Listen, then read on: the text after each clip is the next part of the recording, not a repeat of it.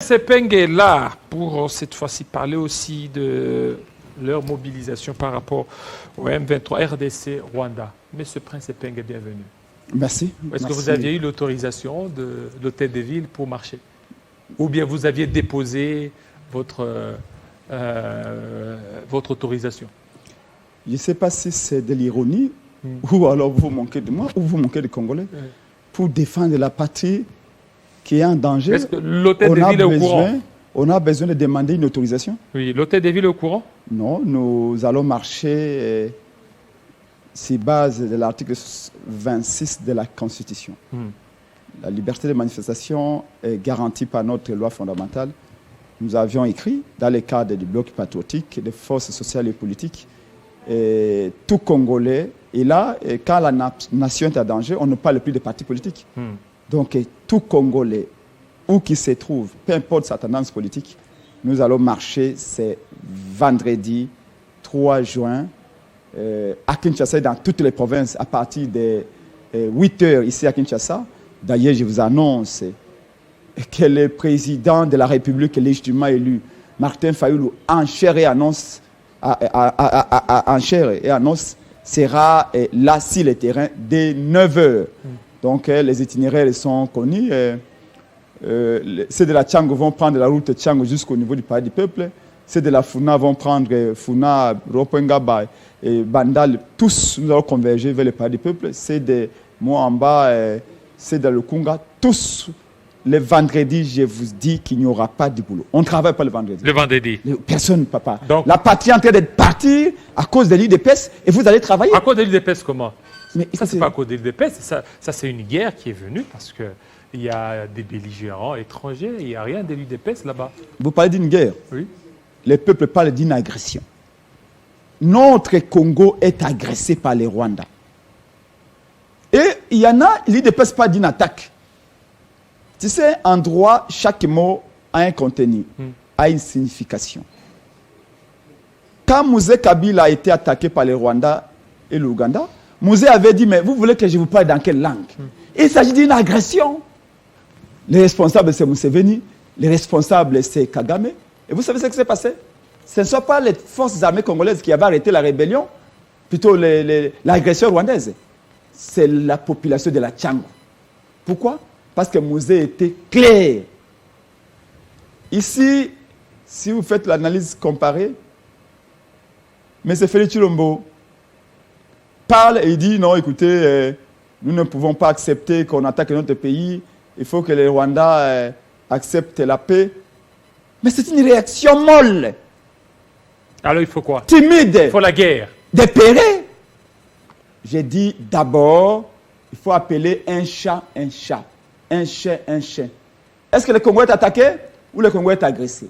Les premiers à répondre à cette question, c'est M. Félix Tshilombo. Il dit que non, le Congo est attaqué. Non, le Congo n'est pas attaqué, monsieur. Le Congo est agressé.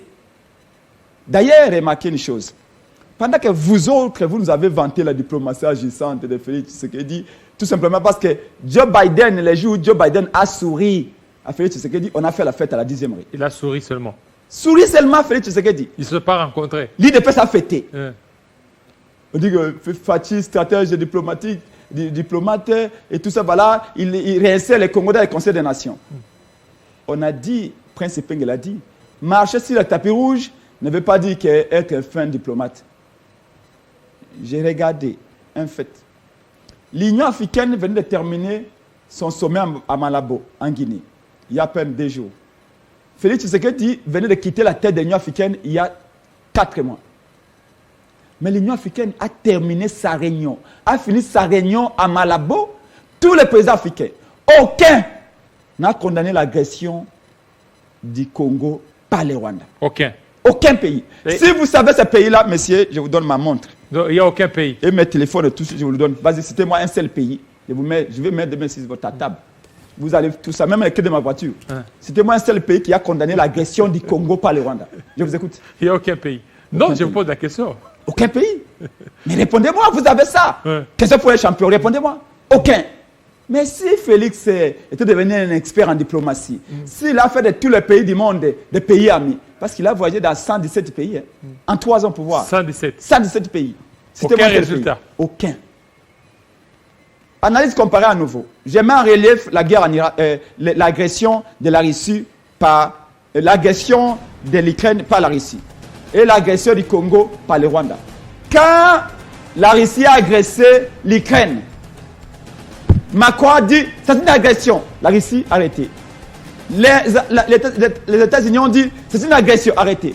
Ils ne se sont pas limités à dénoncer l'agression de l'Ukraine. Ils y ont envoyé également des armes.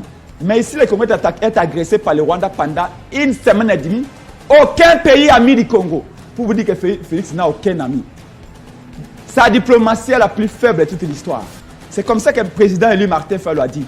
Si on laisse cette situation être traitée par Félix Tshisekedi, avec la mollesse de son gouvernement, avec la timidité de son régime, le pays va partir. Le président Fayulu a dit, mobilisez-vous.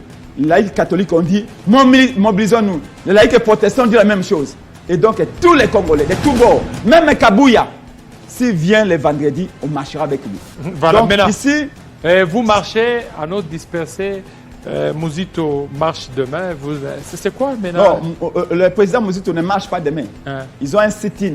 C'est-à-dire qu'ils vont aller devant l'ambassade du Rwanda. Et vous irez aussi? Vous allez le soutenir? Oui, Prince Peng va aller. Parce que la coalition Lamouka... Est-ce que vous êtes ensemble toujours? On est toujours ensemble. Vous ne connaissez pas notre charte. Dans Lamouka, mon parti a dit qu'on peut faire des manifestations. Parti SD peut faire des manifestations. Nouvelle peut faire des manifestations. Mais nous sommes tous ensemble. Pourvu que tout ça aille dans la même direction. Mais votre prédécesseur a dit ici que vous n'êtes pas ensemble. Lui, il est de Nouvel Élan. Il dit que vous avez des visions différentes. Non, mais nous étions dans un rassemblement à l'époque avec MLC était dans la dynamique de l'opposition avec nous. Kamel était dans la dynamique de l'opposition avec nous. Mais en même temps, nous étions aussi dans un rassemblement. Alors Kamel n'était pas dans un rassemblement. C'est une carence de la connaissance. L'histoire en train de se répéter simplement. Mais je vais vous donner un fait. Pour terminer. Un fait. Félix Tshisekedi effectue son premier voyage au Rwanda. Il arrive au Rwanda devant le peuple rwandais et devant la presse internationale. Il va déclarer ceci. Moi, Félix Tshisekedi, je viens de comprendre que les atrocités de l'Est, les troubles de l'Est, avant tout, c'est une affaire congolaise. C'est-à-dire que pour lui, ce qui se passe à l'Est, ce n'est pas Kagame. Dès ce moment-là, Kagame s'est senti réconforté en disant il m'a lavé. Et pourtant, Félix est venu de l'opposition. Et quand nous étions dans l'opposition, nous disions tous que Kabila est en connivence avec le Rwanda. Et il connaît les rapports mapping. Les rapports mapping n'ont pas été chapeautés à la 10e rue. Moins encore par Fayulu. C'est les Nations Unies qui avaient chapeauté les rapports mapping pendant plus de 18 ans. Ces rapports recensent toutes les atrocités de l'Est. Tous les pillages de nos ressources minières. Et au centre de ces pillages, c'est un rapport mapping, c'est Paul Kagame. Merci. Mais malgré cela, Félix l'a appelé son partenaire privilégié, son ami, son frère. Donc nous sommes ses ennemis. Merci. On dit l'unité nationale, oui, nous voulons l'unité. Mais l'unité nationale, pour l'Est, c'est bien. Mais quand on parle de l'unité nationale, pour la loi électorale, on dit que nous sommes la majorité, on va vous écraser, vous la minorité. Beaucoup. Alors en voyant la majorité, c'est battre, c'est le fond. C'est là où il y en a qui n'ont pas de cerveau. Nous allons marcher le vendredi, nous appelons tous les Congolais, avec le président Martin Fayulu, il y aura des millions de gens. Les Congolais, le vendredi, il n'y a pas de boulot. Papa pour Mamoutou Kanao, les pays sont en danger. Félix Tshisekedi doit confesser. Merci. Kagame est venu au Congo cette fois-ci pour faire les recrutements forcés. Vous savez pourquoi? Parce que Félix a signé des accords économiques avec lui. Mais il y a des choses qu'il s'est dites avec Kagame qui nous cachent. Donc nous invitons